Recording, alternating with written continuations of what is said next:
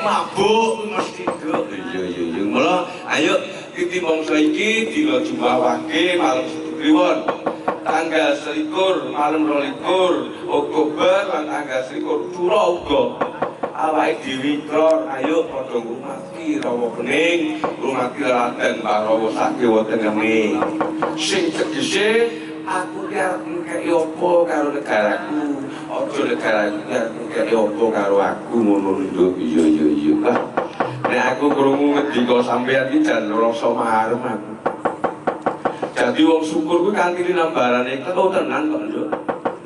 Wong syukur kuwi nambarane ikhlas telung perkara, syukur kanthi tumindak, syukur kanthi pancap, lan syukur kanthi dana. Sing tegese tumindak kuwi kanthi nambaran rasa, sing tegese yen dalane kuwi rusak ya dandani kuwi wong syukur lho, Nduk. Paling dana driyan marang sak padane urip kuwi ya wong syukur. Saya wong syukur sing paling gedhe meneh kuwi liwat pancap alhamdulillahirabbil alamin kuwi nek wong Islam. Nek wong Kristen haleluya utawa puji Tuhan. Dadi sithik kuwi syukur lho. Tanpa beda karo kadang-kadang panitia festival rawa bening iki insyaallah tak dongake titi mangsa iki nganti tekan sondelan.